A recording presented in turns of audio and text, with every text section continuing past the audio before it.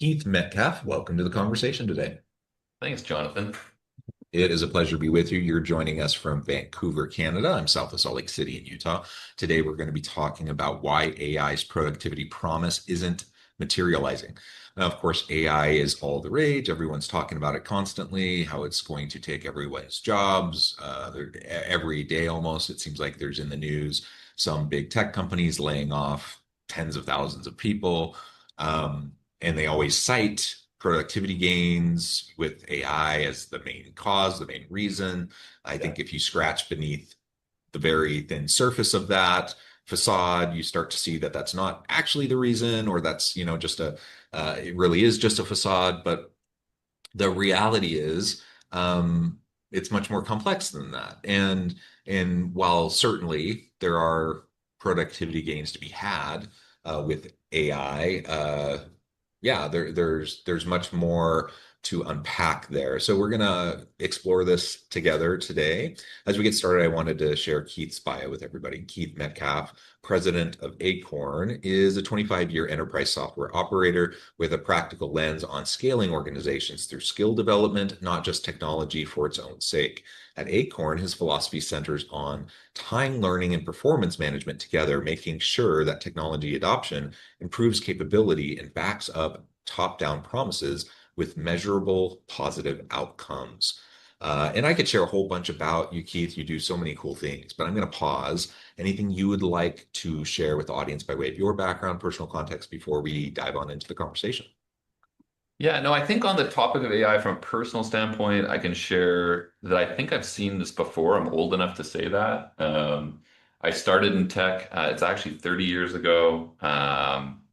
And I started when there was like 9800 baud rate modems, and it was the .com kind of buzz, right? It was the big buildup around .com, the possibilities of it, whatnot. And I love in these discussions, Jonathan, sort of like reflecting on history because I do think it repeats itself. And Yeah. I think there's a lot of parallels to what's going on right now. And that's both exciting and upsetting too, right? And it was before. So I think we're in a unique time that's super exciting for people who see it that way and can see the cycle of history. But for those who haven't been through that already, I mean, it's really unsettling. So from a personal standpoint, I love sort of getting into those reflections if it makes sense during the podcast. Yeah, and I appreciate the context there, right? The historical context. Obviously, the AI piece specifically is new. We're grappling with this in a way that we haven't grappled with, other specific innovations before. Hmm. But the reality is we have grappled with innovations in similar ways in the past. That's why Agreed. we talk about Industry 4.0 or 5.0. We talk about various stages of the Industrial Revolution. We talk about, anytime there's a disruptive innovation, we go through similar types of patterns in society. I mean, it's cliche perhaps, but you Yeah. talk about going all the way back to the invention of the wheel, for example, or the printing press, or fast forward to the internet or whatever, right? And every time there's a major disruption, there's some upheaval in the labor market, there's displacement, et cetera, et cetera, et cetera. And so, these comments aren't new. I think everyone's heard these over and over again, perhaps ad nauseum, but it's worth contextualizing when people start to scream about the sky is falling, because that's kind of where we're at again. Like, right? This is a huge disruption. It's something that is new that people are worried about and scared about. And I think especially for younger generations, like I have six children. I have two children. Well, now my third that just graduated high school. So now I have three college age kids, Yeah.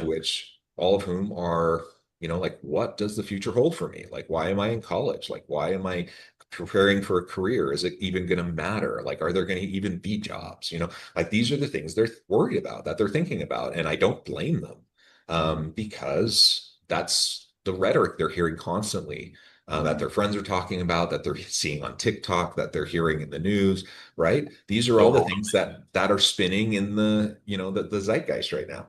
yeah. And but if you pull back a little bit and you gain a little bit of context, you realize like, okay, yes, yes, yes, there is disruption, and yes, there will be some displacement. Yes, all these things are going to happen, but let's cool our jets a little bit, because it's not perhaps going to be as dire, as quickly as people are screaming about, right?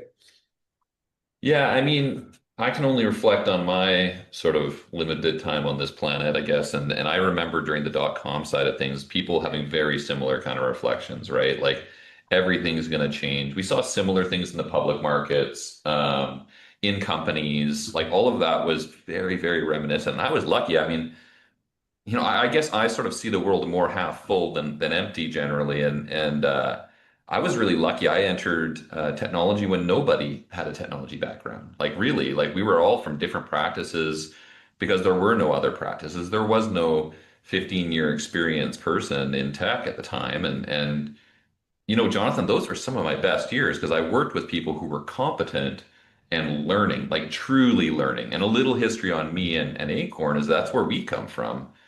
We started in the learning community. That's where we built our solutions. And we still do quite a bit of work in that space. But years ago, we made the realization the behavior wasn't changing.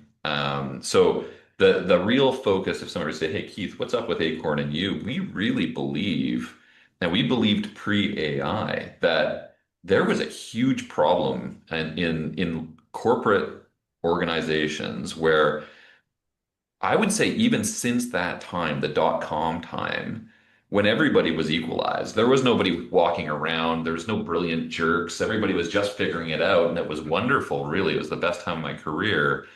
Um, and we're sort of in that spot again, I think, on this topic. I think this tool is making everybody, especially people with 20 years experience, who've been telling people on their teams, this is how things go. And I know because I've done it.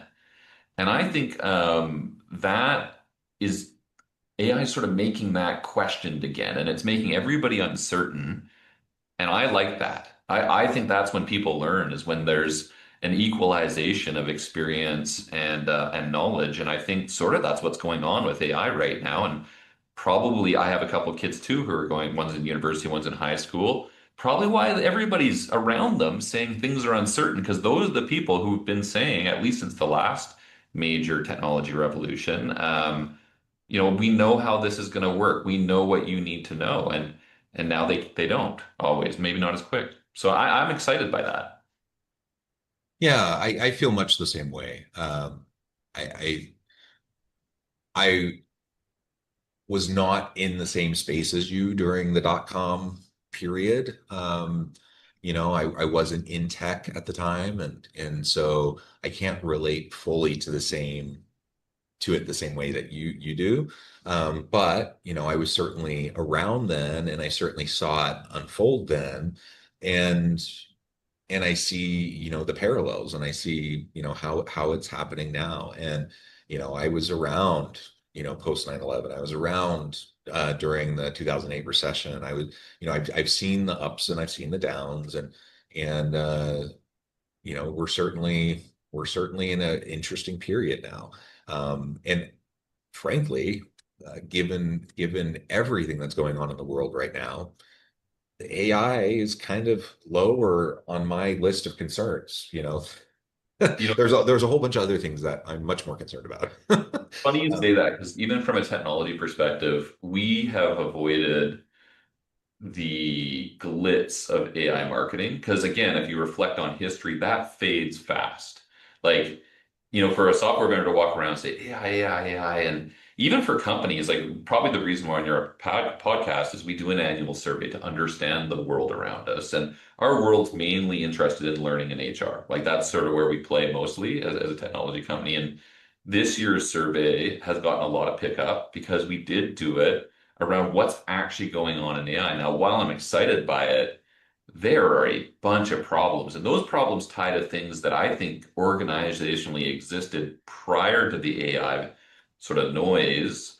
And the AI noise is sort of shining light on things that are already broken. And in our survey, we actually start the first chapter is the broken promise of development plans. And The data is very solid. It was solid last year when we did our last survey too, and the year before that, that organizations are not tremendously good at helping people develop.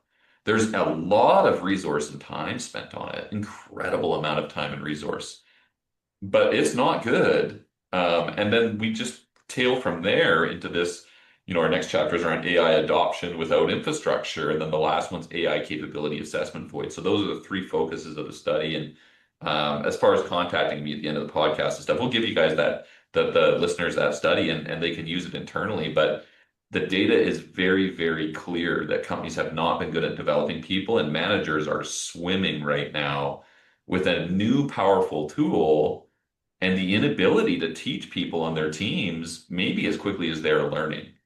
And I think that's fascinating. And I also think it's why there's this huge divide in the numbers in that survey between what executives and CEOs are saying about their organizations and the true bifurcation of what people are feeling at the front lines. And I think that's why we got picked up by you and probably others on this topic. Well, yeah, I think that's absolutely true, and I appreciate you bringing up the study. And maybe we can double click on that for a minute. Sure. You know, so there's this huge promise. Obviously, executives, CEOs, boards are all doubling, tripling down on AI stuff, right? And there's all this pressure for CEOs to at least performatively signal that they're really diving into the AI productivity stuff. So there's layoffs and there's, they have to be able to demonstrate to their board that they're, investing in the AI arms race, right? Yeah. But it's not translating, and it's really not. They're not achieving the productivity gains, and like you said, the frontline employees, the people down the line in the organization they're not seeing those productivity gains. So tell us more about like what you're seeing in your data. Um, Unpack that for us a little bit.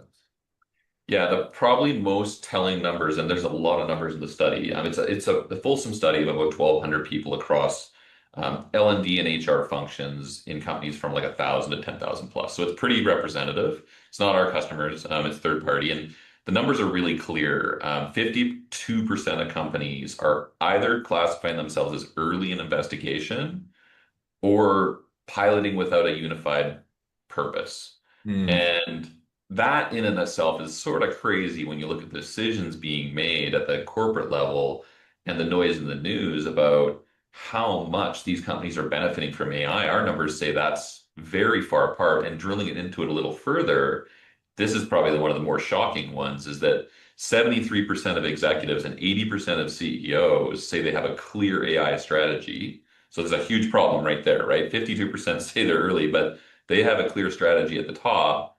And 15%, as you go down, the managers are like almost half of that. And then the individual contributors, 15%, agree. So what you see, just like with the dot-com era, right? The idea of possibility and the valuation public market wise and even internally and with boards and whatnot has run ahead of the possibility. And I think to your point, and I read your Forbes article too, right? Like it's sort of we actually were all excited when we read it because we were like, oh my God, Jonathan's sort of seeing similar things that we are from this study.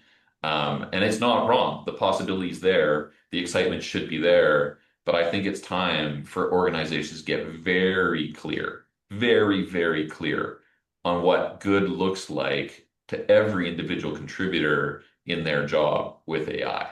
And I would beg to guess if you were to ask the next, 10 guests who work in companies, has your organization said clearly, here's what using AI in your role looks like, and here's where you stand? The answer would be very, very poor. Yeah, and I agree. I think it's very varied. I think there's no cohesive, I mean, in most organizations, I'm sure there's some organizations that are figuring it out, but in most organizations, there's no cohesive um, approach or strategy. It's really up to individual employees to figure out how they're going to utilize these tools. Even if the organization rolls out, their preferred tool, right? Uh, there's not training behind it, certainly not training that keeps up with the evolution. And so you have kind of this black market behind the scenes kind of underground AI usage that occurs in most organizations. And it's just up to individuals to kind of play and figure stuff out.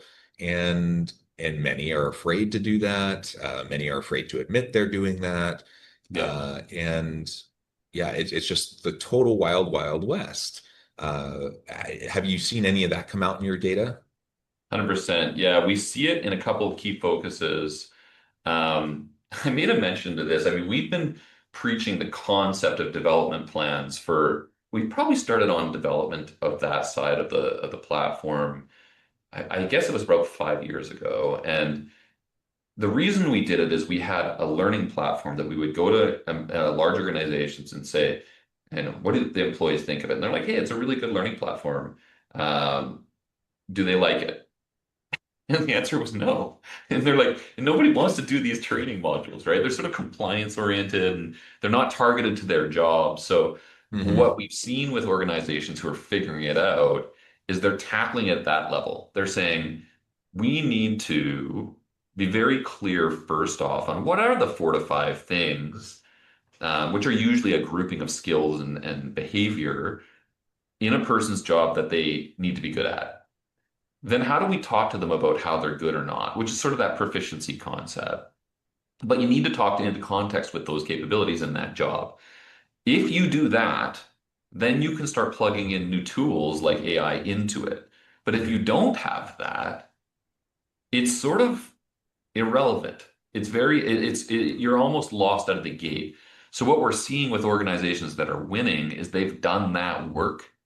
And simply put, they have an interface, tools, or tool where leaders and learners talk about how they're doing in their job by specific topics like competencies and skills, and then say, here's where I think you're doing, provide training to get better at it, and then measure whether that behavior is changing over time.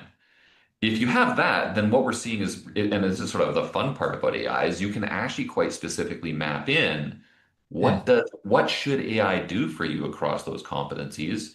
What should you be using? And then are you using it? So it's sort of a practical infrastructure thing for companies that are figuring it out. But it's not easy if you don't have that infrastructure because you're essentially just throwing a very powerful tool into an undefined conversation. Yeah, and I'm seeing a couple things too that are just so fascinating to me as an HR person. So I'm I'm in meetings with executives, and sometimes I observe meetings where executives are with middle managers or whatnot, where they'll float just the casual comment. It baffles me that they'll do this, that they'll float the casual comment about, you know, how AI, why do we even have you if AI could just do your job? Or they'll just like casually say stuff like that, and I'm just Yeah, like, dude, why are you saying stuff like that? First of all, no, it can't do their job. Certainly not the way you're using it currently.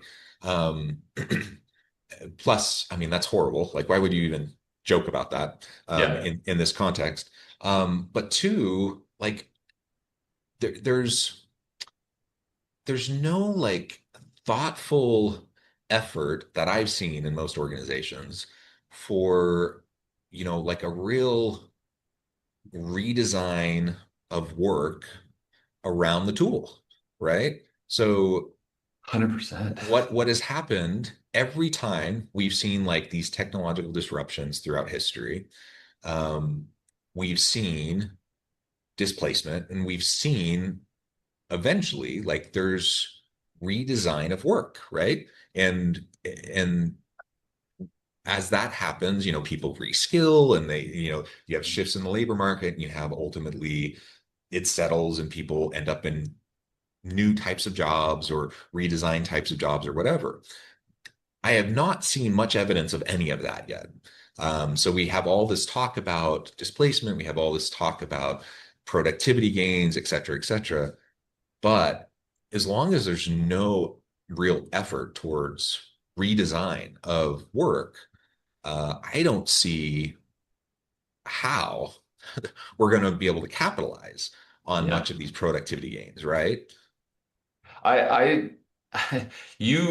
My team sort of caught something that you framed this ambiguous change initiative. Companies are really good at ambiguous change initiatives. They always have been. Like that's sort of what they do. This AI one is really like sticking out because when you have anything ambiguous, the human side or the human reaction is the sentiment is fear, right? Like and we see it in the numbers back on the study. It's sort of interesting. Like 82% of execs are excited about it. And then it goes down by half as you go down. So like by you get time you get to the front line, you're like at 14% excited because they're scared of it. And in essence, if you really pull back on the human side of things, what we've done to the workforce is we've said, hey, there's this fantastic new tool that's going to make things so efficient, but we're not going to tell you how in your job. And by the way, that could eliminate your job. And here's one of the things I remember about the first technological revolution around the dot-com stuff. The people who did the best at it play. Like they play without fear. They Yeah. tackle a problem and they play. Now, if you're sitting in a meeting room with some other executives and they say we're going to eliminate a job with AI, that is the equivalent of walking into like a mechanics shop and saying, we're going to get rid of the mechanics because we have a new power tool. Like, it's hilarious. And anybody who's actually played with AI, like, I'm across 4 or 5 core AI tools, and none of them sort of do everything perfect. They're all sort of get you, there's this incredible ability to get you 80% of the way there, right? Especially if you're working like in Claude Code or anything like that. It is so funny. It would be literally like having an executive walk into a mechanic shop and saying, we're getting rid of all the mechanics because we got this power tool when you understand it. Now, it doesn't mean the power tool isn't awesome. And it doesn't mean it couldn't make mechanics more efficient. And it might mean you might not need as many, but man, like it is hilarious what's happening out there on this topic right now. And I think your point around making it meaningful to people's jobs is where we're hyper focused from a technology standpoint. We do some really neat stuff, but at the end of the day, every one of our customers, we say, your employees need a development plan day one. Your leaders need to speak a language that they understand about their job. And then we can plug in topics like tools such as AI. But if you don't have those things, get ready to suffer from what the numbers in the study tell us about this AI capability assessment void. It's wicked, and I think it will filter itself out. Yeah, excellent. Well, Keith, this has just been a fascinating conversation. I know we've only scratched the surface here, but I know at the time I need to let you go and get on with your busy day before we wrap things up. I just wanted to give you a chance to share with the audience how they can connect with you, find out more about your work, your team, where they can find the report, etc., and then give us the final word for today. Yeah, go to acorn.works. It tells you what we do from a technology standpoint. Every one of your employees deserves a development plan. Every one of them needs to know how AI should help them in their job. And your leaders are asking you, they're pleading with you to help them because they also don't know how to have these discussions. And they actually haven't for a long time. So if you're trying to say, hey, the learning is going to impact performance, it's going to change behavior, hit acorn.works. My personal contact, hit me on LinkedIn. I love responding to people. I love people's thoughts around this topic. It's sort of a noble cause. Anybody who's truly trying to tackle this link between performance and learning and having better conversations about how people are developing is making a difference in a lot of lives. I don't care if your team is 5 people large or you run 1,000-person department. They go home, they talk to their partners, they say, here's how I feel about how people are telling me how I'm doing at work. Here's how I feel about AI. And they lose sleep over it. So if you can make it better, do it. And if we can help you, let us know. Yeah, awesome, awesome. Well said. Keith, it has been a pleasure. I encourage the audience to reach out, get connected, find out more about what Keith and his team at Acorn can do for you. And as always, I hope everyone can stay healthy and safe. They can find meaning and purpose at work each and every day. And I hope you Yeah. all have a great week. Thanks.